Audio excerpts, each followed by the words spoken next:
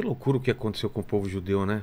Eles eram escravizados aqui, escravizados ali, e aí acontece o Holocausto. É uma. Não, e você. Não é uma. É uma coisa que tem que ser entendida certo, porque é o povo escolhido de Deus, e por causa disso eles sofrem tudo isso, essas pressões. Assim, o ódio de Satanás para aqueles que Deus ama, porque Satanás sabia que dos judeus viria o Messias. Então, todo o tempo, Satanás tentou destruir. Veja, Satanás, ele é um ser muito poderoso, muito inteligente, mas ele não é onisciente, ele não sabe de tudo. Agora, ele sabia que viria um libertador. Viveu muito tempo, mas ele não lê pensamentos e nem sabe do futuro. Do futuro. Mas ele tinha uma profecia, porque em Gênesis 3,15, depois que ele leva o homem à queda, Deus vem, traz uma palavra tanto para Adão, quanto para Eva, quanto para ele.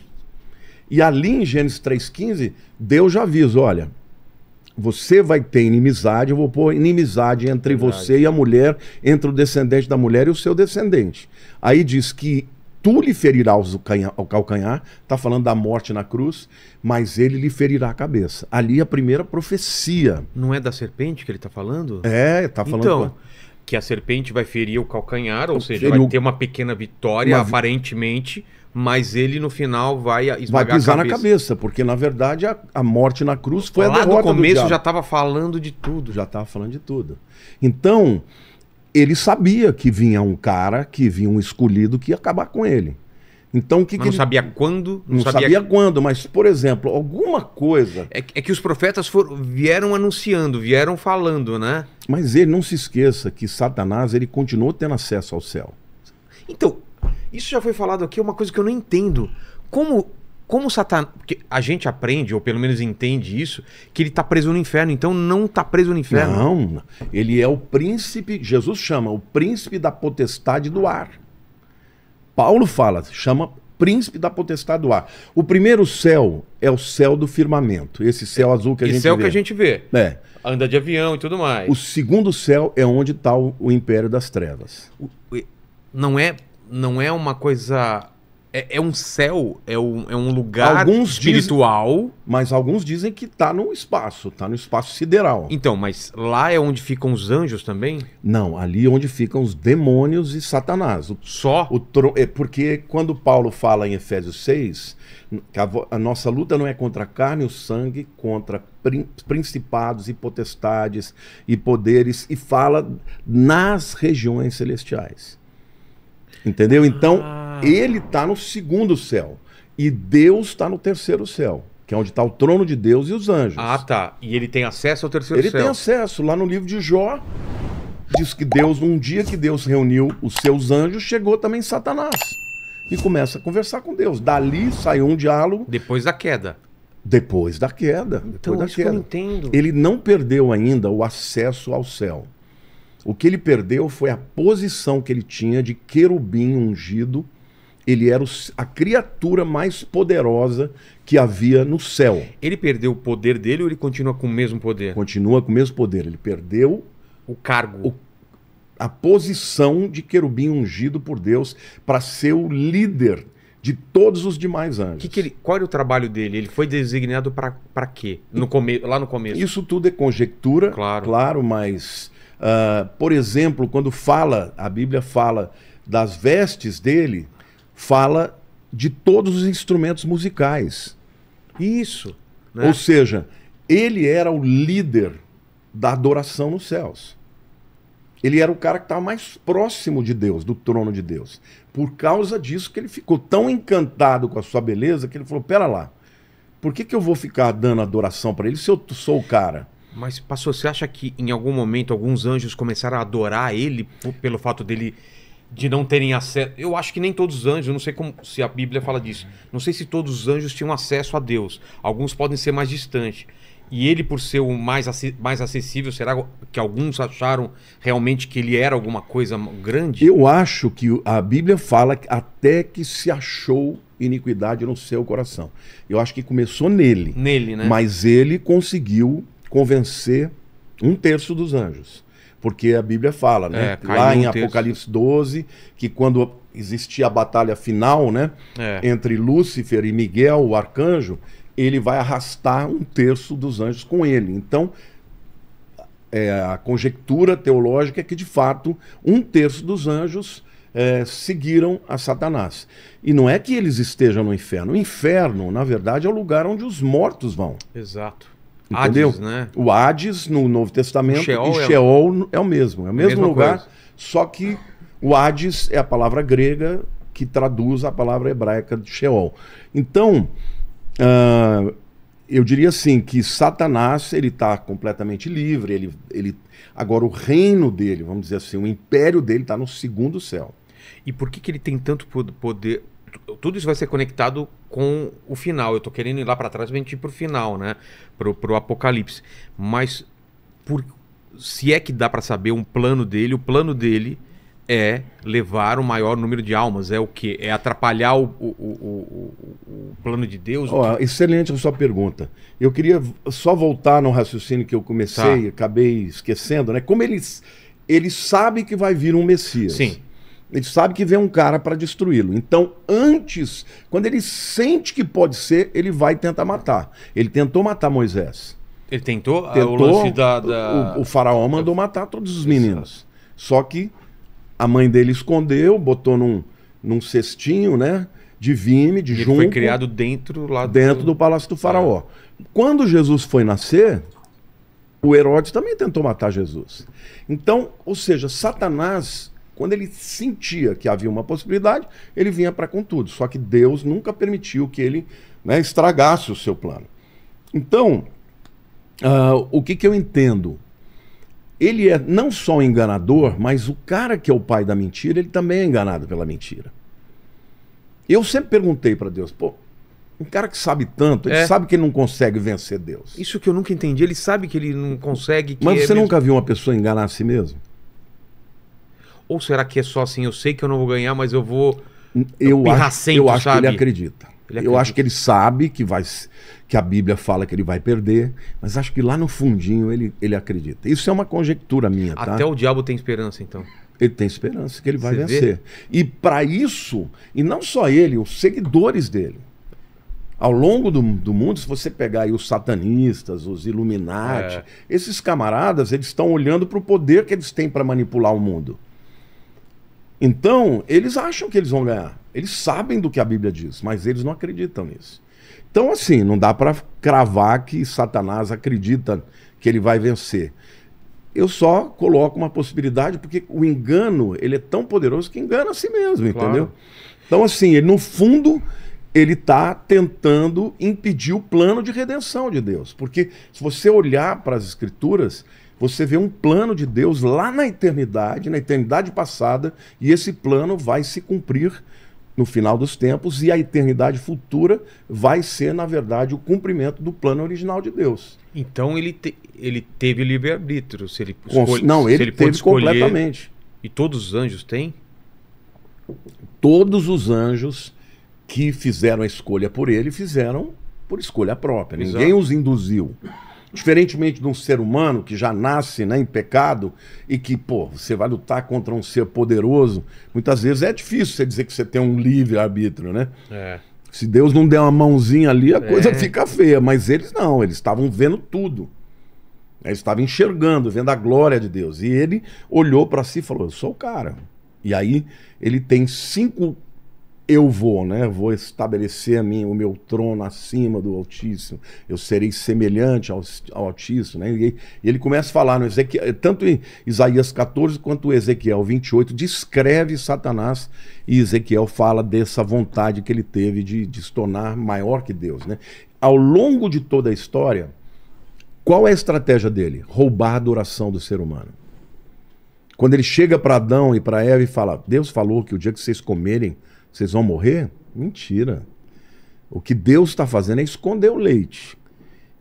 Na verdade, ele sabe que o dia que vocês comerem, vocês vão ser como Deus, conhecedores do bem e do mal. Então, essa mesma tentação de levar os homens a descrer na palavra de Deus e passar a adorá-lo, Está lá no Gênesis e vai estar no Apocalipse também. Ele quer adoração. Ele chegou para Jesus na tentação do deserto e falou: te dou tudo se você se prostrar e me adorar. E Lamartine, vamos partir do pressuposto, então, que ele tem esse plano que é: vou tentar ganhar essa guerra, vou fazer o possível para trazer cada vez mais aliados. O número de anjos que caiu com ele vai aumentando ou é Não, número fixo. Fixo? Fixo. A Bíblia diz... Ninguém mais foi enganado, então, por esse... Não, agora ele deixou de ser um querubim ungido e se tornou um demônio. Exato. Entendeu? Todo mundo sabe, no mundo espiritual, sabe que é uma luta contra ele e os anjos sabem. Hoje não existe mais a possibilidade dele conseguir mais alguém, entendeu? E não existem... os anjos foram criados de uma vez só ou eles são criados? Foram criados de uma vez só. Então o número de anjos São existe bilhões de bilhões. Ah, é isso? Eu achei que eram milhares ou centenas. Não, a Bíblia fala de milhares, miríades de miríades, tá? Bilhões. Então, tem mais anjos do que gente. E são milhões, um terço de... Então não, bilhões. Bilhões, um terço de bilhões também é muito demônio também. Que tem. São centenas de milhões, né? Então tem um demônio para encher o saco de... Não, tem pelo menos alguns demônios para cada um de nós. Lênia, tem um demônio agora te enchendo o saco. Mas tem mais anjo também, viu? Tem anjo também, pelo menos isso, né? Tem, para cada demônio tem 3 anjos, né? Ah, é? É. Se foi um terço que caiu, 2 terços. Verdade, verdade. Então para cada um tem 2, na verdade. E uma coisa que eu nunca entendi direito é assim, aquela hierarquia dos anjos, ela tá em forma decrescente de poder ou não necessariamente? Porque um querubim está abaixo de arcanjo, não é? O arcanjo não, lá a hierarquia que nós temos clara é lá em Efésios capítulo 6. O maior deles é principados. Isso é de demônios. Não, está falando de... tá falando tanto de... No caso ali de Efésios 6 é demônio, mas você tem o arcanjo. Arcanjo, porque principados no grego é arquês. Ah, é? Arquê. O que é o arqui-inimigo? É o grande inimigo. O maior inimigo. É o maior inimigo. Então, o arcanjo é o primeiro demônio em termos de autoridade. Então tem arcanjo e contra ele tem o principado. Mas é a mesma palavra. Ah. Entendeu? E aí depois vem o quê? Depois vem potestades. E para anjo é o quê? Não tem mais. No caso, por exemplo, de demônios, tem um monte de coisa, mas de anjo não tem mais. No anjo você... tem querubins... Sim, mas aí já são diferentes. Por exemplo, os querubins e os serafins são seres celestiais que assistem no trono de Deus. Por exemplo, quando Adão foi expulso do Jardim do Éden, Deus colocou 2 querubins com espadas desembainhadas, proibindo que o homem voltasse para o Éden para não ter acesso à árvore da vida e aí ficar perpetuamente... Então são anjos poderosíssimos. Poderosíssimos. Serafins também. No Apocalipse a gente vê os seres viventes, entendeu? Que fala que tem 6 asas, vários olhos. É uma descrição parecida com os serafins de Ezequiel também. Sei. Então, assim, o que Essa visão que a gente tem de anjo de quadro não tem nada a ver com o que a Bíblia... Não. Por isso que fala que é meio assustador. Quem olha para um anjo assim, de repente, pode até se assustar, né? Mas quando eles se manifestam, por exemplo, no mundo físico, eles parecem homens. Ah, para não assustar. Quando, por exemplo, Abraão está lá meio-dia sentadinho na sua tenda, chegam 3 anjos. Um deles é Jesus, que não é anjo, né? Jesus é o próprio Filho de Deus. Mas no Velho Testamento, como é que você sabe quem é Jesus e quem é um anjo? Porque ele tem o anjo do Senhor. O anjo do Senhor, Malach Yahweh, é Jesus. O anjo do Senhor é Jesus? É chamada uma cristofania, ou uma teofania, que é uma manifestação de Cristo no Velho Testamento. O Cristo, antes de encarnar na carne, ele já aparecia, então? Já aparecia. Ele, por exemplo, ele recebe adoração, porque na Bíblia somente Deus recebe adoração. E quando é o anjo do Senhor, ele recebe adoração. Por exemplo, Josué, um dia antes dele entrar em Jericó para a batalha que iria, né, ser a mais épica de todos os tempos, ele encontra um camarada poderoso, com uma espada desembainhada, e Josué percebe que ele é um ser celestial, e ele pergunta: você é um dos nossos ou é dos exércitos do inimigo? Isso quer dizer o quê? Se é inimigo ou é amigo? Dessa parte espiritual. Mas ele manifestou, ele viu. Ele está vendo, como se fosse um homem mesmo. E ele disse: eu sou o capitão dos exércitos do Altíssimo. Tira a sandália dos seus pés. Uau. Do mesmo jeito que a palavra veio lá na sarça ardente.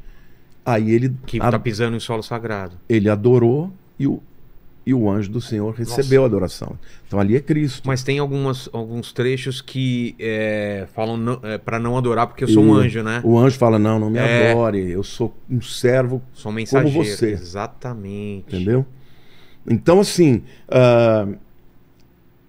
nós diríamos assim, que existe uma hierarquia de poder, mas Satanás está acima. Se você pegar no mano a mano, Satanás é maior do que Miguel, que é o maior arcanjo.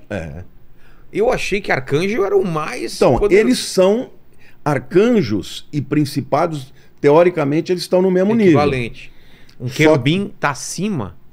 É que ele não é um querubim, ele é o querubim original. É o único. E lá na carta de Judas, né, não é os Iscariotes, né, é o Judas que escreveu a carta de Judas, né? Lá diz que Satanás estava contendendo com Miguel pelo corpo de Moisés. Verdade, estavam brigando, lutando, né? E aí diz que Miguel não ousou dizer um juízo difamatório contra ele. Disse: o Senhor te repreenda. Ele não enfrentou o Satanás na sua própria força. Mano. É como se a gente falasse hoje: em nome de Jesus, sai. Ele usou Jesus. Ele usou o nome do superior dele. Nossa, isso é importante então. Entendeu? Saber. Agora tem um outro momento em que, por exemplo, ali é Gabriel que está brigando com o principado da Pérsia. Lá em Daniel capítulo 9. Exato. Porque Daniel começou um jejum de 21 dias de oração. Para saber o que ia acontecer com a história de Israel. Porque já estava cumprindo os 70 anos que ele sabia que ia durar o exílio babilônico. Então ele começou um jejum de 21 dias, de oração e jejum. No 21º dia aparece Gabriel, que é o anjo mensageiro, né? Não é o único, mas é o maior deles, é o que anunciou, por exemplo, para Maria que Jesus ia nascer e tal. E Gabriel falou: olha, no dia que você começou a orar, eu saí. Só que, no meio do caminho, o príncipe da Pérsia me impediu. Não é o príncipe humano, porque é outra guerra, né? No mundo espiritual. Outra guerra. Aí ele disse: mas eu clamei a Miguel, o arcanjo, e ele veio me ajudar. E aí então eu vim. Mas isso é interessante, né, pastor? Porque estamos falando de... Existe todo um reinado, uma hierarquia no mundo espiritual que reflete aqui. O rei da Pérsia, ou seja, ele tem um domínio espiritual numa região, correto? Sim, você tem um principado em cada país. Até hoje em dia. Até hoje. Tipo, na América do Sul, no Brasil. No Brasil você tem um principado. Que meio são os poderes, que domina é organizadíssimo. Satanás, ele no seu império, ele não tirou, vamos dizer assim, a hierarquia que existia no mundo espiritual que Deus criou. Então existem impérios demoníacos para cuidar de cada país ou região. Sim, assim como áreas específicas, né?